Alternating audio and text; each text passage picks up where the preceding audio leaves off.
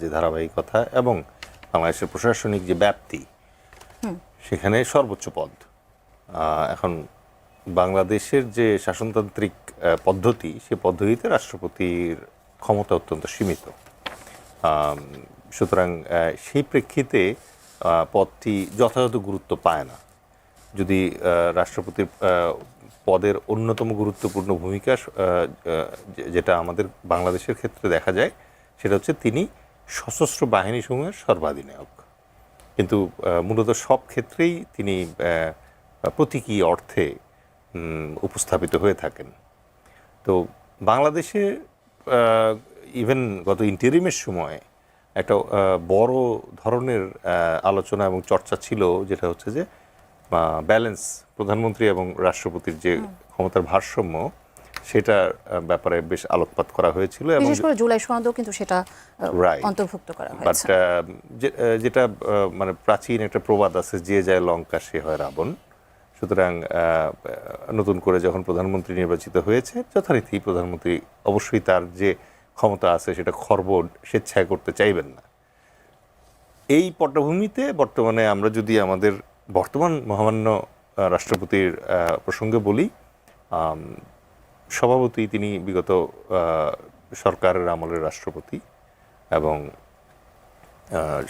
অত্যন্ত মানে ফর্মালি তার দায়িত্ব এমনিতেই কম, ইনফ্লুয়েন্স অনেক কম। বাট তার বিগত সরকারের সাথে এবং নিষিদ্ধ ঘোষিত যে রাজনৈতিক দলটা বাংলাদেশে আছে, আওয়ামী লীগ, তার প্রতি তার যে কন্ট্রিবিউশন এবং ওই দলের প্রতি তার যে আনুগত্য, তার পরিপ্রেক্ষিতে স্বভাবতই ইন্টারিমের সময় এবং ইন্টারিমের পর বিএনপি যে ব্রুট মেজরিটি নিয়ে এই মুহূর্তে সরকার গঠন করেছে, সেই সরকারের সময়ও রাষ্ট্রপতি আসলে ইনএফেক্টিভ হিসেবে বাংলাদেশে ছিলেন। ইতিপূর্বে ইন্টারিমের সময়কালের শেষ পর্যায়ে এসে আমাদের মহামান্য রাষ্ট্রপতি কিছুটা আপত্তি জানিয়েছিলেন যে তিনি আসলে খুব একটা কমফোর্টেবল না, বিভিন্ন জায়গায় তার ছবি নামিয়ে ফেলার কারণে তিনি একটু অপদস্থ বোধ করেছেন। তিনি সংবাদ মাধ্যমে এটা বলারও চেষ্টা করেছেন এবং এরই ধারাবাহিকতায় সম্ভবত তিনি এই মুহূর্তে একটু অসুস্থ বোধ করছেন। সো তার অসুস্থ বোধ করার যথেষ্ট কারণ আছে এবং যেহেতু তার প্রধানমন্ত্রী যিনি ছিলেন, যাকে ধরেন ইন্ডিয়ার শুভেন্দু বৈধ প্রধানমন্ত্রী বলে এখনও, সো তিনি যেহেতু এখনও দিল্লিতে আছেন এবং দিল্লি থেকে বাংলাদেশে হাসি করে একটা ভাইব দিচ্ছেন, এই পরিস্থিতিতে তার আসলে উচ্চাটন অথবা শারীরিক অসুস্থতা অত্যন্ত যৌক্তিক। এখানেই আসলে প্রশ্নটা থাকে। কিছুদিন আগেই কিন্তু এই খবরটি এসেছে, তিনি একটি আন্তর্জাতিক মিডিয়াতেও বলেছেন যে ডিসেম্বরে তিনি দেশে ফিরতে পারেন, যে ক্ষমতাচ্যুত প্রধানমন্ত্রী, সাবেক প্রধানমন্ত্রী শেখ হাসিনার কথা বলছি আমরা। এটার সাথে কি এটার কোনো যোগসূত্র আছে, সেটাই কি বলছেন? যোগসূত্র নাই, অস্বস্তি আছে। আচ্ছা, কারণ আসলে অত্যন্ত সবিনয়ে আমি বলতে চাই, সেটা হচ্ছে রাষ্ট্রপতি বাংলাদেশের প্রেক্ষাপটে আসলে অতটা গুরুত্বপূর্ণ পদ না। ইভেন ইন্ডিয়াতেও ঘটনা তাই, রাষ্ট্রপতি আলংকারিক একটা পদ। সুতরাং ওখানে আসলে কে থাকে না থাকে এটা নিয়ে খুব একটা হয় না। এর আগে আমরা আরেকজন রাষ্ট্রপতি দেখেছিলাম, তিনি বিভিন্ন ধরনের চটুল মন্তব্য করে, মানে কৌতুক চুটকি করে বেশ আমাদের মানে দিতেন, আমোদ দিতেন। বাট ওনার তো আসলে ওই রোলটাও আমরা দেখতে পাই নাই।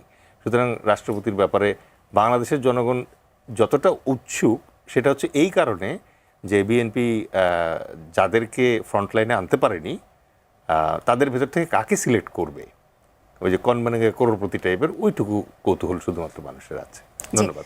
জনাব অ্যাডভোকেট আবু হেনা রাজাকে আপনার কাছে একই প্রশ্নই মোটামুটি রাখতে চাই। 5 আগস্টের পরবর্তীতে আমরা দেখেছিলাম যে বিভিন্ন রাজনৈতিক চাপ ছিল এবং বিতর্কের মধ্যেও কিন্তু তিনি পদে ছিলেন, এবং 12 তারিখের পরেও আমরা দেখলাম যে প্রথম সংসদের যে অধিবেশনটি ছিল, সেখানেও তার ভাষণের পর কিন্তু ওয়াকআউট করে বিরোধী দল। সব কিছু মিলিয়ে এখন কেন আসলে তার এই পদত্যাগের গুঞ্জনটি আসছে, আপনার বিশ্লেষণে কি বলে?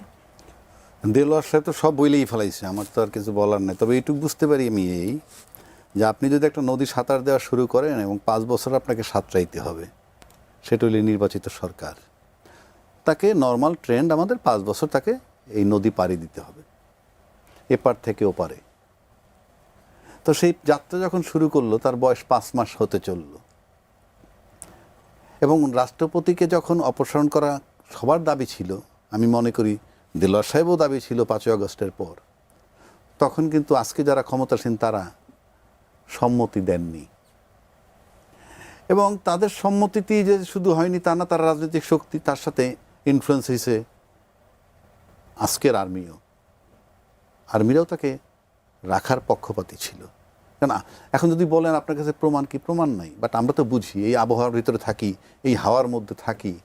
হ্যাঁ, শেখ হাসিনার মতো শক্তিশালী মহিলাকে চলে যেতে বাধ্য হলো, আর তার যে শতভাগ না হাজার ভাগ দুর্বল একটা ইনঅ্যাক্টিভ মানুষ থেকে গেল। তার মানে কি? তার মানে তাকে রাখা হয়েছে। যারা রাখছিলেন তারা কেন রাখছিলেন সেটা আমি জানি না। এমন হতে পারে যে তপ্ত লোহার উপরে দাঁড়িয়েছিল ওই মুহূর্তে রাজনৈতিক দল, ইনক্লুডিং ইন্টারিম গভর্নমেন্ট, অন্তর্বর্তীকালীন সরকার। হ্যাঁ, তারাও একটা তপ্ত পাটাতনের উপরে ছিল। সে কারণে হয়তো পারেনি, কারণ প্রশাসনকে লাগে কাজে। প্রশাসন যদি না ঝোঁকে, আর্মি একটা ফ্যাক্টর, ঝোঁকে নাই, তাই সরাইতে পারে নাই। কিন্তু এই 5 মাস সাঁতার দেওয়ার পর আমাদের মাননীয় প্রধানমন্ত্রী উনি এখন বুঝতেছেন এই যে তাকে রাখা যাবে না। কেন রাখা যাবে না প্রশ্ন আনতে পারেন। এখানে আমার প্রশ্নটা হলো যে এখানে কি সরকার চাচ্ছে না, নাকি তিনি নিজে থেকে পদত্যাগ করছেন? রাজনৈতিক ভিতরে এত আলাপ লাগতো না। আচ্ছা, আমি যে কোনো মুহূর্তে বলতে পারি, টেলিফোন করে ভাই আমার শরীর ভালো না, আমি কালকেতে আসবো না। এগুলো বোগাজ আলাপ। কারণ আমরা উই হ্যাভ সিন যে সে কিভাবে রইছে, কি পরিমাণ ইজ্জত তার আছে, যার কোনো রাজনৈতিক আদর্শ নাই। এই ব্যক্তি একবেলা বলল যে বঙ্গবন্ধু যুদ্ধের স্বাধীনতার ঘোষক, বলছে শেখ হাসিনা যখন তাকে বানাইছে, সেই ব্যক্তি আবার বলতেছে জিয়াউর রহমান সাহেব স্বাধীনতার ঘোষক। কে ঘোষক না, এই বিতর্ক কিন্তু আমি করছি না। আপনি তার খাইচ্যতটা দেখেন, এটাকে বলে খাইচ্যত। আমার পদে থাকতে হবে, কোন ইনফ্লুয়েন্সে কেন থাকতেছে? এখন সেই যে ইনফ্লুয়েন্সে থাকতো, সেই ইনফ্লুয়েন্স আস্তে আস্তে আস্তে আস্তে দুর্বল হয়েছে। আপনার যদি মনে থাকে তাহলে আপনি দেখবেন আমাদের মোমেন সাহেব যে পররাষ্ট্রমন্ত্রী ছিল, উনি ক্ষমতাচ্যুত হওয়ার পর শেখ হাসিনা তার 8 মাস পর বাংলাদেশ থেকে বেরোইছেন আজকের প্রশাসনের সহযোগিতায়, সেটা তিনি নিজে বলেছেন। এবং উনি বলছেন আমি 5 বার সিম পাল্টাইছি, 6 বার বাসা পাল্টাইছি, প্রশাসন আমাকে সহযোগিতা করছে, তাই আমি 8 মাস পর বেরিয়ে আসছি। এই যে প্রশাসনের যে ইনফ্লুয়েন্সটা ছিল, সেই ইনফ্লুয়েন্সটা আস্তে আস্তে আস্তে আস্তে দুর্বল হচ্ছে। তার বহিঃপ্রকাশ হলো রাষ্ট্রপতিকে এখন সরাচ্ছে কেন? রাষ্ট্রপতির কোনো ফাংশন নাই উনি বলছেন। কিন্তু আজকে পর্যন্ত যে আমার যে টালমাতাল সিচুয়েশন, এখন পর্যন্ত কিন্তু আমি বলছি যে এই সরকারও কিন্তু তপ্ত পাটাতনের উপরে দাঁড়াইছে সেই 5ই আগস্টের পর। স্টিল আমরা এখনও কিন্তু অনেক খারাপ পরিস্থিতির মধ্যে, আনস্টেবল সিচুয়েশনের মধ্যে আছি। সেই রকম একটা জায়গায় তার লন্ডন সফর এটা ডাউটফুল ছিল। লন্ডন সফরে দেখা গেছে 2 হাত ভরে খালি শপিং করতেছে, উনি কিন্তু গেছেন চেক আপ করাইতে। তো এই সমস্ত ব্যাপার। আর তার মতো একটা মানুষের আরেকটি সূত্র বলছে যে তিনি আসলে সেখান থেকে ফোনে কথা বলেছেন। আমি সেটা বললাম না, আপনি অর্থটা বুঝে নেন। গেলাম চেক আপ করে, তো 2 হাত দিয়ে বাজারটা নি কেমনে? আমি একটা সাবেক না, আমি একজন রাষ্ট্রপতি। তারপর সেই রাষ্ট্রপতির কি অবস্থাটা কি? আপনি সেই রাষ্ট্রপতি যিনি নাকি সকালে এক কথা বিকালে এক কথা, একবার বঙ্গবন্ধু একবার জিআরজি কির যিনি করেন, তার কি কোনো চরিত্র আছে? তাকে কি বিশ্বাস করবে? হয়তো সিচুয়েশনের খাতিরে আমাদের আজকের প্রধানমন্ত্রী একটু সাইলেন্ট ছিলেন, কিন্তু সময়ের ব্যবধানে উনি ভাবলেন যে না, সিক্রেসি অ্যান্ড প্রাইভেসি খুব ইম্পর্ট্যান্ট একটা ফ্যাক্টর। কারণ রাষ্ট্রপতির কোনো রোল নাই। কালকে যদি ঘটনাচক্রে কোনো কারণে একটা খারাপ পরিস্থিতি আইসা যায়, আল্লাহ মাফ করুক, যদি আইসা যায়, তাহলে একটা জরুরি অবস্থাও যদি আসে, he will play very important role. আর সেক্ষেত্রে আমার একটা নিজস্ব লোক দরকার বলে আমি মনে করি, 1 নম্বর। 2 নম্বর হইল যে উনি রাষ্ট্রপতি, উনি শেখ হাসিনার সময়ের রাষ্ট্রপতি, ফ্যাসিজমের পক্ষের লোক বলে আমরা বলতেছি। কাজেই উনি ধোয়া তুলসী পাতা, উনি যে লিকেজ করেন না, ওনার কাছ থেকে যে লিক হচ্ছে না, আমরা কিভাবে যাব? সুতরাং রাষ্ট্রের নিরাপত্তার খাতিরে, প্রাইভেসি সিক্রেসির কারণে, প্লাস তাকে তার দলীয় একটা বানানো দরকার। অ্যাটলিস্ট আমাদের প্রধানমন্ত্রী সাহেব এইটুক নিশ্চিত থাকবেন যে আমার প্রতি লয়াল একজন ব্যক্তি। উনি লয়াল না, এটা কেন জানেন লয়াল না? তার প্রমাণই হলেই এই একই মুখে আমি স্বাধীনতার ঘোষক বঙ্গবন্ধুকে বলছি, একই মুখে আমি জিয়াউর রহমান সাহেবকে স্বাধীনতার ঘোষক। এইরকম লোক যদি কেউ বিশ্বাস করে, তা এমন একটা জায়গায় আসছেন। কারণ আমরা তারেক রহমান সাহেব আমাদের আজকের প্রধানমন্ত্রী, তাকে দেখছি শুরুতে আমাদের কাছে যেটা মনে হয়েছিল যে কোন বলয়ে যাবে, এখন একটা জিনিস পরিষ্কার আমাদের কাছে, আমার কাছে ব্যক্তিগতভাবে আমি কনসার্ন যে উনি আওয়ামী বলয় থেকে বেরিয়ে আসতে চাইতেছে, আওয়ামী বলয় থেকে। এখন আওয়ামী বলয়ের সাথে আন্তর্জাতিকভাবে কারা আছে, লোকালি কারা আছে, সব কিছু উনি এই বলয় থেকে বেরোয় আসতেছে। সেই বলয় থেকে যদি বের হইতে হয়, তাহলে রাষ্ট্রপতির অপসারণ আমি মনে করি খুবই জরুরি এবং সেটা খুবই যৌক্তিক।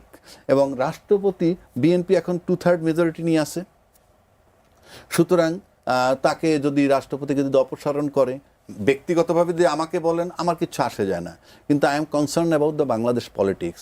যেহেতু তারেক রহমান সাহেবকে 5টা বছর পার হইতে হবে, সুতরাং সেক্ষেত্রে অ্যাটলিস্ট আপনার লয়াল লোক দরকার। কেন দরকার?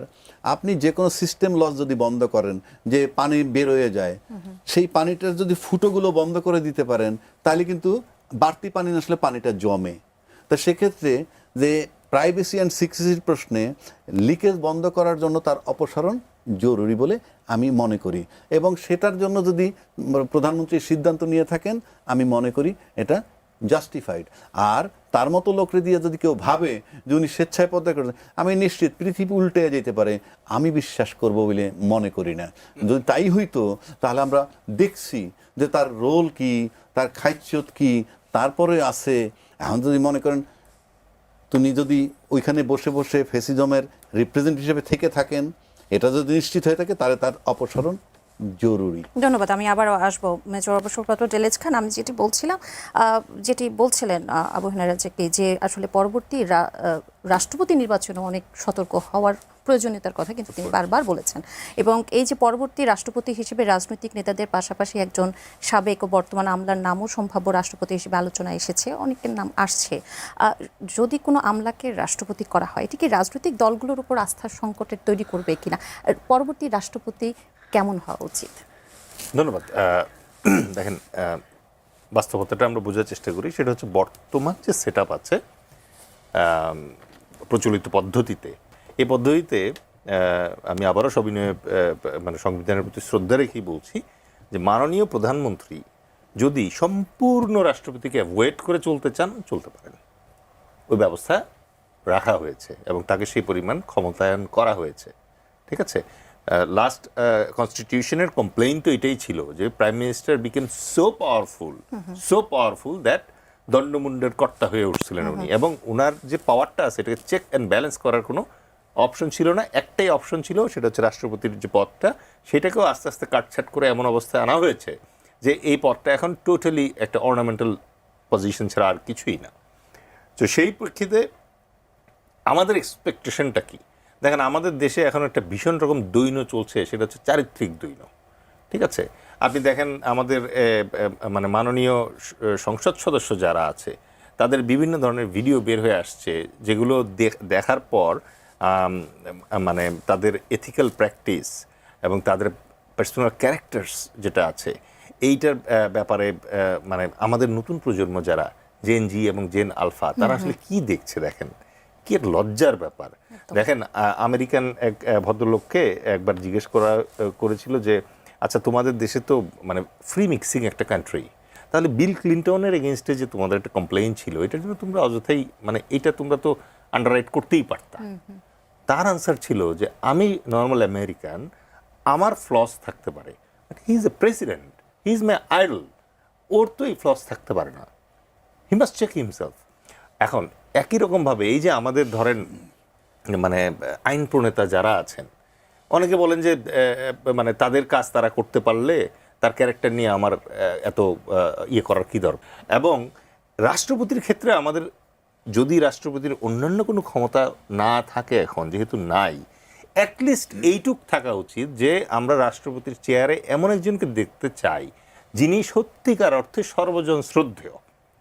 হি may not be a disturbance for prime minister, ওইরকম লোকও পাওয়া যেতে পারে, বাট অ্যাটলিস্ট প্রেসিডেন্টের দিকে তাকানোর পরে we should have that feelings যে এই লোকটা মানে রেসপেক্টেবল একটা মানুষ। এবং আমার ধারণা 18 কোটি বাংলাদেশে এরকম লোক পাওয়া যাবে, এবং এইটা বাংলাদেশের স্বার্থে, পরবর্তী প্রজন্মের স্বার্থে এটা খুব জরুরি। এবং আপনি যদি ওইরকম ব্যক্তিত্ব সম্পন্ন একজন মানুষকে আপনি ওখানে আনেন, সে কখনো প্রধানমন্ত্রীর জন্য ডিস্টারবেন্সের কারণ হবেন না, এইটুকু নিশ্চিত করে বলা যায়। আর শেষ করবো শুধু একটা কথা বলে এই প্রসঙ্গটা, সেটা হচ্ছে দেখেন, একজন মাহাথির পুরো মালয়েশিয়া চেঞ্জ করে দিয়েছিল, একজন লি কুয়ান ইয়েন পুরো সিঙ্গাপুরকে চেঞ্জ করে দিয়েছিল, আমাদের একজন তারেক রহমান সেই সুযোগের দ্বার প্রান্তে দাঁড়ানো। সুতরাং কথায় আছে যে আপনি যেই 5 জন মানুষের সাথে মেশেন, আপনি ওই 5 জন মানুষের মতো হয়ে যান। একদম রহস্যময় কারণে উনি ধরেন উইথ ডিউ রেসপেক্ট মানে এমন লোককে তার রাজনৈতিক উপদেষ্টা বানাচ্ছে যেই লোক জিয়াউর রহমানের ব্যাটম্যান হওয়ার উপযুক্ত না, রাইট? তাহলে এই ধরনের লোককে উনার চারপাশে উনি কেন আনতেছেন এটার উত্তর উনি ভালো জানেন। বাট একজন ভালো রাষ্ট্রপতি, একজন সৎ এবং দৃষ্টান্তমূলক রাষ্ট্রপতি যদি আমাদের চোখের সামনে থাকে, আমরা মানুষ হিসেবে, জনগণ হিসেবে will feel pride, will feel good. আমাদের জাতীয়তাবাদী যে চেতনা আছে এই চেতনাটাকে সমুন্নত রাখা হবে। জি, অ্যাডভোকেট আবু হেনা রাজ্জাকি, এই বিষয়টিতে এই প্রশ্নটি অবশ্যই আপনার কাছে রাখবো যে পরবর্তী রাষ্ট্রপতি কেমন হওয়া উচিত, কাদের মধ্যে থেকে হওয়া উচিত। এই প্রশ্নটির উত্তর দেবার আগে আমি একটি প্রশ্ন আপনার কাছে রাখতে চাই যে নাহিদ ইসলাম বলেছেন রাষ্ট্রপতির পদত্যাগের পর তাকে গ্রেপ্তার করে বিচারের দাবি তিনি জানিয়েছেন। রাষ্ট্রপতির বিরুদ্ধে গুরুতর যদি অভিযোগ থাকে তাহলে পদত্যাগের পর তাকে আইনের আওতায় আনার সাংবিধানিক বা আইনগত কোনো ভিত্তি আছে কিনা, নাহিদ ইসলাম যেটি বলেছেন সেটি কি সম্ভব কিনা বা করা উচিত কিনা? আর রাষ্ট্রপতি পদে থাকাকালীন তো তার বিরুদ্ধে আপনি কোনো মামলা করতে পারবেন না। এটা সাংবিধানিকভাবেই তার প্রতি সম্মান। বাট রাষ্ট্রপতি পদ থেকে যাওয়ার পর মামলা হবে না কেন? এরশাদ সাহেবের কি ছিল, কি অবস্থায় ছিল? তারপরে প্রধানমন্ত্রী বেগম খালেদা জিয়ার কি হয়েছিল? রাষ্ট্রপতি তো আসলামই, প্রধানমন্ত্রী খালেদা জিয়ার কি হয়েছিল? আপনি ক্ষমতায় না থেকে চলে যাওয়ার পর আপনার বিরুদ্ধে যে কোনো কিছু হতে পারে, যে কোনো অভিযোগ আপনি আমলে নিতে পারে, সেটা ভিন্ন কথা। কিন্তু রাষ্ট্রপতি কেমন হওয়া উচিত, এই যে বিষয়টা আসছেন আলোচনা হচ্ছে, জি, দেলোয়ার ভাই কিছু টাচ করছে যে একদিকে যেমন প্রধানমন্ত্রীর 5টা বছর পাড়ি দিতে হবে, তাকে দিয়ে উনি আশাবাদী, আবার কিছু উপদেষ্টা বানাইছে সেটা নিয়ে উনি কিছু হতাশ। এটা হতেই পারে, কিন্তু আমি ব্যক্তিগতভাবে বলতে চাই হয়তো তারেক রহমান সাহেব যা বোঝেন আমি তা বুঝি না। উনি হয়তো আমার কাছে সবচেয়ে অবহেলিত যে ব্যক্তি, তার ভিতরে উনি প্রতিভা খুঁজে পেতে পারেন। তো আমরা এরকম অনেক দেখছি, এমন এক লোক ভবঘুরে, তাকে ডেকে এনে এমন একজন পরিচালক ফিল্মের কিছু রোল দিল, পরে তার সুপার অভিনেতা হয়ে গেছে। অর্থাৎ ওই প্রতিভাটা সে দেখছে। সুতরাং এন্ড জাস্টিফাইজ দ্য মিনস, ফলাফল বলে দিবে ওনার পছন্দটা ভালো ছিল কিনা। আমরা তো সেক্ষেত্রে আপনার সাজেশন কি হবে? এখন রাষ্ট্রপতির বিষয় যদি আনেন, আমি এখানে বসে বলতে পারি যে দেলোয়ার ভাই বললেন যে রাষ্ট্রপতি হওয়ার মতো ভালো ভালো অনেক লোক আছে। আমি যদি ওনাকে ভালো করে প্রশ্ন করি, উনি কিন্তু নাম বলতে পারবে না কারো। চট করে যদি প্রশ্ন করি, বলেন তো এই মুহূর্তে আপনি কারে চুজ করেন, তাহলে উনি বলতে পারবেন না। যদি বলেন এই প্রশ্ন আমাকে করা হয়, তাহলে আমি বলবো আমার চেয়ে ভালো লোক আমি কাউকে দেখি না। বিষয়টা try to understand my point, what I mean. কারণ কেউ যদি ভাবতো যে রাষ্ট্রের দায়িত্বটা কি জিনিস, তাহলে নেওয়ার আগে 7 বার ভাবতো। কিংবা কেউ যদি ভাবতো আমাকে প্রধানমন্ত্রী ডেকে এই দায়িত্বটা দিচ্ছেন, আমি কি আদৌ যোগ্য কিনা, আমি তো আমাকে অ্যাসেস করতে না পারি, আপনি রাষ্ট্র অ্যাসেস করবেন কিভাবে? আমি সেই অর্থে বলছি। তো এখন প্রশ্ন হচ্ছে যে এর ভিতর থেকে চুজ করবেন একদম। সুতরাং আমাদের প্রধানমন্ত্রী উনি দক্ষ কিংবা অদক্ষ এই বিতর্কে আমি যাচ্ছি না। He has got the absolute পাওয়ার, উনি চুজ করবেন। এখন ওনার অনেক পছন্দ নিয়ে বিতর্ক আছে, বা আমারও পছন্দ হতে পারে, বাট ওই যে বললাম উনি কার ভিতরে কি প্রতিভা দেখেন উনি জানেন। তবে বিশ্বস্ততার প্রশ্নে বর্তমান যে রাষ্ট্রপতি আছে তার চেয়ে অন্য জায়গাও কি তার দল থেকে নেক, সেক্ষেত্রে এর চেয়ে বর্তমানের চেয়ে একজন বিশ্বস্ত রাষ্ট্রপতি তিনি পাবেন, এটুক মোটামুটি নিশ্চিত। এবং সেই হিসাবে এই তাকে সরানোর সিদ্ধান্ত, আমি আবারও বলছি সরানোর সিদ্ধান্ত, কিন্তু ফাইনালি শুনবেন শারীরিক অসুস্থতার কারণে আমি আর পারছি না, এগুলো কমন কথা। যখন পারলে কালকে যেদিন রোববার দিন পদত্যাগ ওই মুহূর্তে, এখন তার শারীরিক অসুবিধা নাই, লন্ডনে চেক আপ করে দিলে এখনও বলতে পারে, ও বলবে যখন চূড়ান্ত হবে। সমস্ত পন্থা চেষ্টা করছে অবলম্বন করার, থাকা যায় কিনা, কি পরিমাণ লয়ালিটি চান সেটা আমরা দিব, ইত্যাদি ইত্যাদি। যাই হোক, একজন দর্শক আছেন ফোনে। জি দর্শক, আপনার নাম বললে, পরিচয় বলে প্রশ্নটি রাখুন। আসসালামু আলাইকুম। ওয়ালাইকুম আসসালাম। জি বলুন। আমি মুক্তার আলী বগুড়া থেকে বলছিলাম। জি বলুন। আমি মাননীয় আইনজীবী আবু হেনা রাজ্জাকি ভাইয়ের কাছে আমার প্রশ্ন, বলুন, আমরা শুনছি। প্রশ্নগুলো সেটা হলো এই যে আমাদের বর্তমানের সাবেক বর্তমান রাষ্ট্রপতি, ওনার দুর্ভাগ্য না আমাদের বাংলাদেশের মানুষের দুর্ভাগ্য? এই যে বারবার আমাদের আর একটা এটা একটা বিষয়। আর একটা বিষয় হলো রাষ্ট্রপতি সর্বোচ্চ একটা সম্মানের একটা জায়গা। উনি পথ থেকেই করলো না, কিছু কিছু মানুষ বলতেছে গ্রেফতার করো, অ্যারেস্ট করো, তার বিচার করো। এই যে মানি লোকগুলোর যে অমানি হয়ে যাচ্ছে আস্তে আস্তে, আমরা কি শিখিচ্ছি, আমাদের প্রজন্মগুলো কি শিখিচ্ছে এতে দেখে? আমাকে ভালো কিছু দেখার, ভালো কিছু শিখি, এর কি হচ্ছে কি আমাদের দেশে বলেন? জি, বুঝতে পেরেছি। আপনাকে অসংখ্য ধন্যবাদ আপনার প্রশ্নের জন্য। এই প্রশ্নের উত্তর অবশ্যই আপনার কাছে নেব। হ্যাঁ, অবশ্যই দেবো। আমি ওনার ব্যথাটা বুঝতে পারছি। উনি মোক্তার আলী বগুড়া থেকে প্রশ্ন করছেন। আমি সৌভাগ্যবান মনে করি যে উনি আমাকে প্রশ্ন করছেন, শুনতে ভালো লাগে। আচ্ছা, রাষ্ট্রপতির পদটা অবশ্যই সর্বোচ্চ আসন, সাংবিধানিক সর্বোচ্চ পদ। সাংবিধানিক সর্বোচ্চ আসন, কোনো সন্দেহ নাই। সেই আসনটাই বসে যদি একজন রাষ্ট্রপতি আজকে রাজ্জাকি সাহেব জাতির স্বাধীনতা যুদ্ধের ঘোষক বলে, তারপরে আবার সময় বদল করে দেলোয়ার হোসেন সাহেব স্বাধীনতার ঘোষক বলে, তার জন্য এই নিন্দাটা প্রাপ্য। কারণ you cannot change yourself. আপনি বিশ্বাস করেন কি সেখানে থাকতে হবে। এটা একটা রাষ্ট্র, আপনি যা মন চায় তাই করবেন, তার মানে আপনার বিশ্বাসই নাই। আপনি কি বিশ্বাস করেন, আপনার কনসেপ্টটা কোথায়? একটা কিছু মানুষ তো বিশ্বাস করে, যেমন এই যে, আচ্ছা ওই প্রশ্নে পরে আসি। এরপর উনি আরেকটা প্রশ্ন করছেন যে আমাদের যারা শিক্ষিত জ্ঞানী গুণী তাদের মর্যাদা কি। দেখেন, আমরা চিৎকার করতেছি এডুকেশনের জন্য, আমরা চিৎকার করতেছি পরীক্ষা বন্ধ হবে না, গলা সমান পানি দিয়ে পরীক্ষা দিতে যাচ্ছে। সুস্থ মস্তিষ্কের কোনো লোক এই সিদ্ধান্ত নিতে পারে না যে গলা সমান পানি দিয়ে পরীক্ষা দিতে যাবে। কেন আসছি কথাটায়? শিক্ষার যখন এত গুরুত্ব, তাহলে আপনি বলেন তো, একজন ভদ্রলোক 2টা PhD করছে, একটা ইকোনমিক্স আর একটা আরেক সাবজেক্টে, তারপরে যদি মনে করেন সে নোবেল লরিয়েট হইছে, তাকে যখন আমি টিভির পর্দায় বলি বিশ্ব বাটপার, তাহলে এই এডুকেশনের কি মূল্য? জাস্ট আপনি চক্ষুটা বন্ধ করে ভাবেন। আপনার সাথে তার দ্বিমত থাকতে পারে, আপনার মত পছন্দ না হতে পারে, কিন্তু যে লোকটা PhD ডিগ্রি হোল্ডার, বিশ্ব তাকে নোবেল দিছে, এটা নাকি কিনতেও পাওয়া যায়, এমন কথা বলছে। আর এরকম বহু লোক আছে যাদের নোবেল 10টা কেনার টাকা আছে। নোবেল কেনা তো দূরের কথা, নোবেল যেখানে দেয় সেই দরজার সামনে যাক না। তা প্রশ্ন হচ্ছে, সামনের জেনারেশন শিখবে কি? আজকে আমরা যখন বলতেছি 2টা ডক্টরেট পাওয়ার পর নোবেল বিজয়ী, যে বিশ্বের এমন কোনো রাষ্ট্রনায়ক নাই যাকে এক নামে চেনে না, এখন বললে কি বলবে? আমি ইউনুসের পক্ষপাতী নও, আমি ওনার কথার জবাব দিচ্ছি, হি ইজ ওয়েল এডুকেটেড। তাকে যখন বলা হয় বিশ্ব বাটপার, তখন মুক্তার আলী ভাই কি একবারও প্রশ্ন করছে টেলিফোন করে যে ভাই তাকে বিশ্ব বাটপার বলতেছেন কেন? তার ফল থাকতে পারে। আমি বলছি না উনি ধোয়া তুলসী পাতার, বহু বড় ক্রিমিনাল হতে পারে, কিন্তু এই যে আমরা বলি, সুতরাং আমি জেনারেশনকে কি দিচ্ছি? আর রাষ্ট্রপতি সকালে এক কথা, বিকালে এক কথা। আবার আরো বলছি, সমস্ত রাজনীতিবিদ, শিক্ষিত লোক 55 বছর যাবত একটা কথা বলতেছে যে রাজনীতিতে শেষ কথা বলতে কিছু নাই। এই যে আপনি বলতেছেন, তার সকালে একটা, বিকালে একটা, রাত্রে একটা বলবেন, who has given you this right? কি শিখাচ্ছেন? 55 বছর যাবত এই দেশের রাজনীতিবিদ কি বার্তা দিছে এই দেশের জেনারেশনকে, কি কথা বদল করা যায়? কিন্তু এই মুক্তার আলী ভাই যদি তার ছেলেকে বলে, তোমাকে সকালে একটা কথা বললাম যে হ্যাঁ তোমাকে একজোড়া জুতা আজকে দুপুরে কিনে দিব, দুপুরে বললো যে আজকে পারতেছি না কালকে, পরের দিন বললো আগামী সপ্তাহে, তারপরে বললো 2 মাস পরে, তখন তাকে বলবি ইউ আর এ লায়ার। কই, তখন তো সে তার ছেলেকে বলতে পারবে না যে ফ্যামিলিতে বাবা কথা সকাল বিকাল বদল করবে। ধন্যবাদ।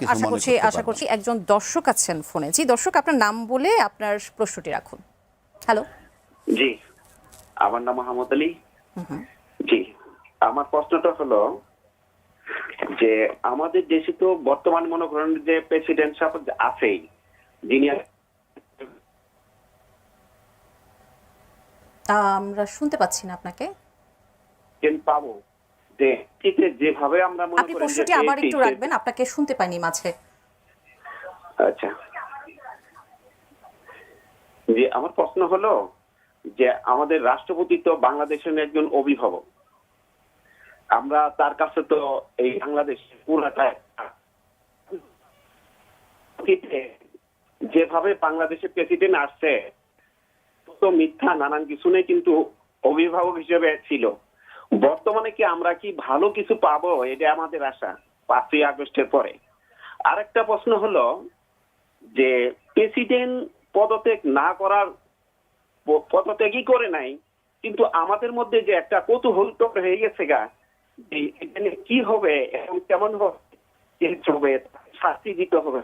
আমরা তো অতীত দেখছি, বাংলাদেশ তো কোনো পরিবর্তন আসতেছে না, যে কোনো প্রেসিডেন্ট বা যে কোনো দায়িত্বশীল মনে করেন যে পদত্যাগ বা তার ক্ষমতা শেষ হলেই তাকে আইনের আওতায় আনা হয়। এটা কেমন ধরনের বাংলাদেশ, এটা আমরা একটু জানতে চাই। বুঝতে পেরেছি, ধন্যবাদ আপনাকে মেজর অবসরপ্রাপ্ত ডেলেজ খান। আপনার আগের যে আলোচনা সেখানে অনেক এই প্রশ্নের উত্তরটা অনেকখানি চলে এসেছে, তারপরেও যদি আপনি কিছু যুক্ত করতে চান, বিশেষ করে এটা কেমন বাংলাদেশ, যেমনটি উনি বলেছেন যে ক্ষমতায় থাকতে ক্ষমতা ছাড়ার পর আসলে আমরা সবসময় হয়তোবা এরকম একটি মনোভাবে চলে যাই যে আমরা তার বিচার চাই, জি, এরকম আমি যদি সঠিকভাবে ভাই আপনার প্রশ্ন বুঝে থাকি, তাহলে একটা হচ্ছে যে আমরা ভালো প্রেসিডেন্ট পাবো কিনা, আর একটা হচ্ছে যে আমাদের এই প্রেসিডেন্ট পর্যায়ের একজন মানুষ যখন চলে যান, যাওয়ার পর তাকে আইনগতভাবে বিভিন্ন ধরনের হেনস্থার শিকার হতে হচ্ছে, শাস্তির শিকার হতে হচ্ছে, সেই ব্যাপারটা আপনি জানতে চেয়েছেন। প্রথমেই এই ব্যাপারে আমি যেটা বলার চেষ্টা করব সেটা হচ্ছে যে দেখেন, আমাদের লাস্ট প্রেসিডেন্টের সিলেকশন প্রসেসটাই আপনি দেখেন না। ওয়াজ হি দ্য মানে মোস্ট কোয়ালিফাইড পার্সন? এখন সমস্যাটা যেটা হয়ে গেছে যে প্রধানমন্ত্রী এখানে একচ্ছত্র ক্ষমতার কারণে তিনি ধরাকে সরাজ্ঞান করতে পারেন এবং তিনি তার পছন্দের মতো লোককে রাষ্ট্রপতি পর্যন্ত নিয়ে আসতে পারছেন, ঠিক আছে? অথচ ব্যাপারটা এরকম হওয়ার কথা ছিল না। এখন কেমন রাষ্ট্রপতি চাই আমরা, দ্যাট ইজ আওয়ার এক্সপেকটেশন। আপনি কয়েকদিন আগে হয়তো দেখছেন যে দুদকের কমিশনার এবং দুদকের চেয়ারম্যানেরও অলরেডি সার্কুলার দিয়েছে এবং বলা হয়েছে যে 20 বছরের অধিক কারো যদি চাকরির থাকে, অভিজ্ঞতা থাকে, সে অ্যাপ্লাই করতে পারে।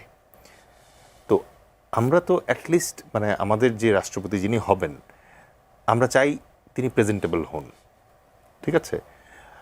এখন আমাদেরও তো এক্সপেকটেশন বেড়ে গেছে। রাষ্ট্র ক্ষমতার শীর্ষে ডক্টর মোহাম্মদ ইউনূসের মতো লোককে দেখে ফেলছি আমরা, এবং তিনি যখন ওই আসনটা অলঙ্কৃত করেন, তখন যে আসলে মানে কত চমৎকার হয় ব্যাপারগুলা, ছোট্ট একটা ক্যাবিনেট নিয়ে কি চমৎকারভাবে। আমি যদিও আবু হেনা রাজ্জাককে আপনাকে ওই প্রশ্নটি রাখবো যে আপনি ডক্টর মোহাম্মদ ইউনূসের কথা বললেন, এই গুঞ্জনটিও অনেক সময় চলে এসেছে, আমরা শুনেছি যে রাষ্ট্রপতি হতে পারেন বা তাকে বিবেচনায় নেওয়া হতে পারে ডক্টর মোহাম্মদ ইউনূসকে, এমন কি কোনো গুঞ্জনের সত্যতা আপনি দেখেন কিনা? I rather pass this question to Razzaqi ভাই। আমি শুনে আমি একটা কথা বলি। প্রশ্ন হচ্ছে যে আপনি একটা বলয় যদি লক্ষ্য করে দেখেন যে খলিল সাহেব পররাষ্ট্রমন্ত্রী, যেই খলিল সাহেব এর বিরুদ্ধে বিএনপি ঢাকা যখন ছিল, সোচ্চার ছিল তার পদত্যাগের জন্য, একই সাথে আসিফ মাহমুদ সজীব ভুইয়া এবং আরেকজন কি ভুলে গেলাম নাহিদ না, ইসলাম। হ্যাঁ নাহিদ ইসলাম না মাহফুজুল আলম নাই তো আগেই পদত্যাগ করে, তাদের অপসারণ পদত্যাগ যাই বলেন দাবি করা হয়েছিল এবং টকশোতে ভরা ছিল বাংলাদেশে যে বিদেশি নাগরিক এনে এই সংবিধান বা এই রাষ্ট্র চালাচ্ছে, বিদেশি নাগরিক এনে সংবিধান সংযোজন করা হচ্ছে। এই মুহূর্তে বহু এমপি মন্ত্রী আছে যাদের ডুয়েল সিটিজেন আছে, যারা ব্যাংকের ডিফল্টারও আছে, সেই আলোচনায় আমি যাচ্ছি না, কিন্তু এই আলোচনাগুলো ছিল। তারপরে যখন নির্বাচন হইল, নির্বাচন হওয়ার পর আপনি এত বড় দল যারা যাবে, তার টেকনোক্রেট একটা পররাষ্ট্রমন্ত্রী বানাইন হলো খলিলকে, কেন? প্রশ্নটা কি?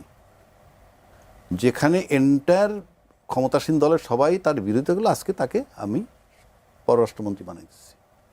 তারপরে আশিক চৌধুরী আর একজন আছে, সে ইউনূস সাহেবের রিক্রুট করা বিডার। হ্যাঁ, বিডা।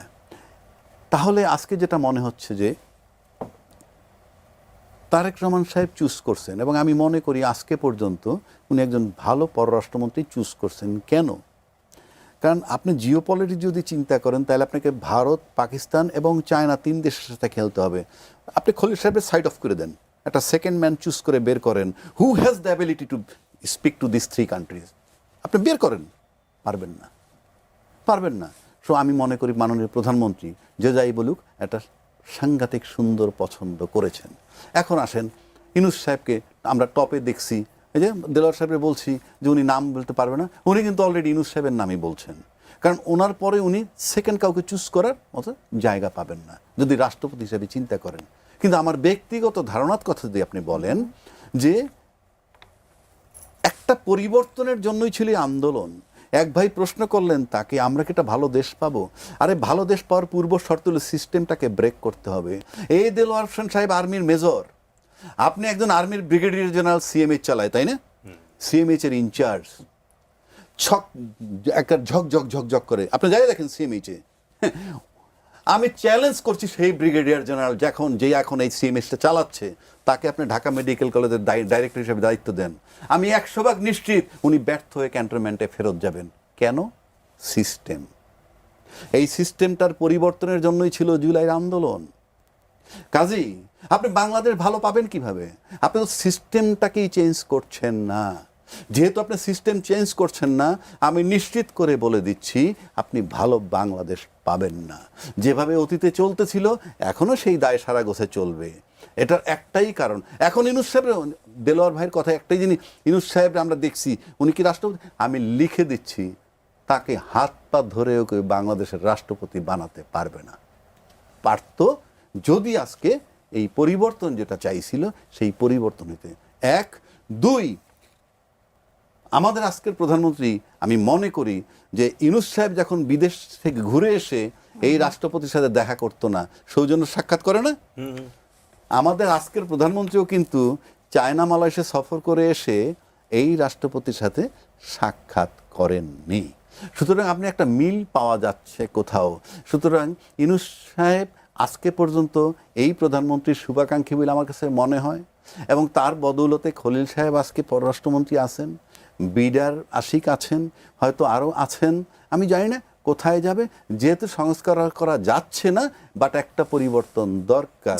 এই পরিবর্তনের জন্য যে বলয়টা থেকে বের হয়ে আসা দরকার, আওয়ামী বলয় থেকে, সেই আওয়ামী বলয় থেকে বের হয়ে আসার চেষ্টা করছেন আমাদের আজকের প্রধানমন্ত্রী বলে আমার ধারণা বা বিশ্বাস। ধন্যবাদ। আমি অ্যাডভোকেট আবু হেনা রাজ্জাকী আপনার কাছে যেতে চাই। সাবেক রাষ্ট্রপতি জিয়াউর রহমানের হত্যাকাণ্ডের ৪৫ বছর পর মৃত্যুদণ্ডপ্রাপ্ত মোজাফফর হোসেনকে তাকে গ্রেফতার করানো হলো। আজকে তাকে আন্তর্জাতিক অপরাধ ট্রাইব্যুনালে নেওয়া হলো এবং মানবতা বিরোধী অপরাধের মামলায় তাকে গ্রেফতারও দেখানো হলো। ৪৫ বছর পর তাকে ধরা হলো, গ্রেপ্তার হলো, এটি নিয়ে যেমন আছে সবকিছু মিলিয়ে এই যে আইসিটিতেও তাকে নেওয়া হলো, এখন আসলে আইনি প্রক্রিয়াগুলো একটু আপনার কাছে জানতে চাবো, বা এই বিষয়ে আপনার বিশ্লেষণ কি? আইনি প্রক্রিয়া বলা তো ডিফিকাল্ট, কারণ মানে সামরিক আইনে তিনি মৃত্যুদণ্ডপ্রাপ্ত। আমি আপনি সিম্পলি যদি বলেন এক কথায়, তাহলে উনি দণ্ডপ্রাপ্ত একজন ব্যক্তি, ওনাকে পাওয়া মাত্রই গ্রেপ্তার করবে, এবং জাজমেন্ট যেহেতু তার বিরুদ্ধে হওয়া আছে, এবং সেটা কোর্ট মার্শাল আর্মি আইনে, অন্য কোনো আইনে না। এবং আমার যতটুকু জানা, এই আর্মি আইনের বিরুদ্ধে আপিলও চলে না, কোনো সিভিল কোর্টে কোনো আপিল চলবে না। এতক্ষণও যে সে জীবিত, এটা আমার কাছে একটা কোশ্চেন মার্ক। কেন? 1 নম্বর। 2 নম্বর, উনি 81 সালে জিয়াউর রহমান সাহেবের হত্যাকাণ্ডের পরের দিন, ফলোয়িং ডেতে উনি চলে গেছেন প্রতিবেশী দেশে, এবং কোনো সন্দেহ নাই যে তার মতো একটা ব্যক্তিকে ওইখানে আইডেন্টিফাই করাটাও ডিফিকাল্ট কোনো টাস্ক ছিল বলে আমার কাছে মনে হয় না। বাট আলটিমেটলি উনি ইন্ডিয়ান পাসপোর্ট পেয়েছেন, এবং উনি আলটিমেটলি নাম পরিবর্তন করছেন কয়েকবার, এগুলো জানা সত্ত্বেও তিনি ওগুলো পেয়েছেন। আচ্ছা, সেই বিতর্কে গেলাম না, সেটা আমার অন্য দেশের কাহিনী। উনি কিন্তু 96 সালে দেশে ফেরত আসছেন, এবং 96 সালে যখন দেশে ফেরত আসছেন, তার আগে আপনি আরেকটা জিনিস চিন্তা করে দেখেন, যে আমার যতটুকু জানা আর কি, জিয়াউর রহমান সাহেব হত্যা হওয়ার পরপর কিন্তু মঞ্জুও ফাইনালি হত্যা হয়ে গেল, এবং তারপরে আমি যতটুকু জানি তাতে কিন্তু এরশাদ সাহেবরে তারপরে ক্ষমতায় আনার প্রক্রিয়া চলছিল। কিন্তু আমি যেটুকু আমার মানে আইডি অ্যানালাইসিস, জিয়াউর রহমান সাহেবের মৃত্যুর পর জানা যায় যে পরিমাণ লোক হইছে, সেই পপুলারিটি দেখে আমার মনে হয় এরশাদের পিছনে যে শক্তিটা ছিল তাকে টেক ওভার করার জন্য তারা নার্ভাস হয়ে গেছে, যে এটা টেকানো যাবে না।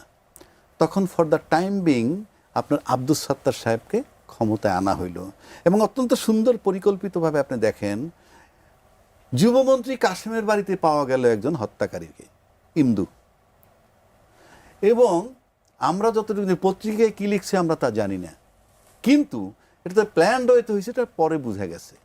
এবং তারপরে কিন্তু ওই ইস্যুতেই সামরিক শাসন আসছে এবং টেক ওভার করলো। এটার মানে হচ্ছেই যে জিয়াউর রহমান সাহেবের হত্যা করার পর যিনি পালায়ে গেলেন, সে যাতে তার পক্ষে এই কাজটা হয়েছে বলে আমার কাছে মনে হয়। আচ্ছা, তারপর আসেন, উনি যখন আসলো দেশে ফেরত, দেশটা তো এতটুক দেশে তারা না ধরতে পারার কি আছে? 1, 2, ফাইনালি তার মেয়েকে ফলো করে ধরছে। এখন আপনি মৃত্যুদণ্ড কার্যকর না করে এখন আপনি কি করছেন? ষড়যন্ত্র খুঁজতেছেন। এখন এটা যতক্ষণ সে টিকে থাকবে ততক্ষণ কিন্তু আপনার জিয়া হত্যার ষড়যন্ত্র খুঁজে বের করতে থাকেন, তাহলে কারো না কারো গাত্রদাহ হতে পারে। এবং আমার মনে হয় দেলোয়ার এর মনে আছে কিনা, বেগম খালেদা জিয়া যখন প্রথম ক্ষমতায় আসলেন তখন কিন্তু তাকে শেখ হাসিনা অনেক উস্কাইতো যে জিয়া হত্যার, স্বামী হত্যার বিচার চায় না, ইত্যাদি ইত্যাদি। কিন্তু এই জিয়া রহমানকে হত্যাকে কেন্দ্র করে কিন্তু আর্মির ভিতরে তখন ডিভিশন ছিল, এবং তখন সেটার ভিতরে যদি হাত দিত তাহলে আরও জটিল পরিস্থিতির সৃষ্টি হইতো। সে কারণে আমি মনে করি বেগম খালেদা জিয়া বুদ্ধিমানের কাজ করছে, বুদ্ধিমতির মতো কাজ করছে, যে দেশটাকে টিকায় রাখার জন্য, রাজনীতিকে টিকায় রাখার জন্য করেন নাই। আজকে যখন করলেন এটার মানে হচ্ছে কি, এতে মনে হইতেছে তার যে প্রভাবটা ছিল তারও একটা প্রভাব কিন্তু ছিল, তা নাহলে সার্ভাইভ করে কিভাবে? সেই ওই প্রভাবটা আস্তে আস্তে আস্তে আস্তে ক্ষীণ হয়ে আসছে বলে তাকে এখন তার পিছনে যে শক্তিগুলো ছিল তাদের জন্য তারা নিরাপদে থাকবে এই কারণে, যদি তাকে যত তাড়াতাড়ি এক্সিকিউট করা যায় ওই অশুভ শক্তি তারা সেফ হয়ে যাবে। কারণ তা না হলে জিয়া সাহেবের সাথে ষড়যন্ত্রে কারা লিপ্ত ছিল, সেই লিপ্তে কাদের নাম আসে, সেটা আবার আন্তর্জাতিক মহলে একটা বিরূপ ধন্যবাদ। প্রতিক্রিয়া হতে পারে। আমি একটু আপনার কাছে আসতে চাই মেজর অবসরপ্রাপ্ত ডেলেজ খান, যেহেতু আমাদের সময় একটু কম, সেক্ষেত্রে আমি ভারতের যে আন্দোলনটা এখন হচ্ছে সেই আন্দোলনটা নিয়েও আমি একটু কথা বলতে চাই। আপনি জানেন যে দিল্লিতে শিক্ষার্থীদের উপর পুলিশের লাঠিচার্জ হয়েছে, কাঁদানে গ্যাস প্রয়োগের পরও আন্দোলন ছড়িয়ে পড়েছে, এবং বাংলাদেশের 2024 সালে সেই জুলাই আন্দোলনের অভিজ্ঞতা থেকে যদি বলা যায় যে তরুণদের ক্ষোভকে ষড়যন্ত্র হিসেবে দেখার এবং শক্তি প্রয়োগে তা দমনের চেষ্টা শেষ পর্যন্ত একটি সরকারকে আরও বড় রাজনৈতিক সংকটের মুখে ফেলতে পারে, ভারত কি কোনো সংকটের মুখে পড়তে যাচ্ছে? ধন্যবাদ। আসলে 24-এর যে আমাদের জুলাই রেভলিউশন ছিল তার সাথে এই মুহূর্তে ইন্ডিয়াতে যেটা হচ্ছে এটার কিন্তু চমৎকার সাদৃশ্য পাওয়া যাচ্ছে, কারণ বোথ আর জেএনজি ওই জেনারেশনটা মানে ওই স্টাইলেই প্রতিবাদ করে। বাট ডিফারেন্সটা অফকোর্স আছে। একটা হচ্ছে যে ওদের দেশে ওরা চাচ্ছে হচ্ছে প্রশ্নপত্র ফাঁস যে হয়, কোশ্চেন লিক, এটার ব্যাপারে তারা প্রতিকার চাচ্ছে, প্লাস তারা শিক্ষামন্ত্রী পদত্যাগ চাচ্ছে। তো অ্যাবসলিউটলি আপনার সাথে আমি একমত যে ইন্ডিয়াও প্রকারান্তে মনে হচ্ছে জেএনজিকে রিড করতে ভুল করছে, যদিও মোদির হাতে অপশন ছিল, কারণ শেখ হাসিনা তো দিল্লিতেই আছে, চাইলে উনি কথা বলে কনসাল্ট করে দেখতে পারতেন ওই ভুলগুলো যাতে না করেন।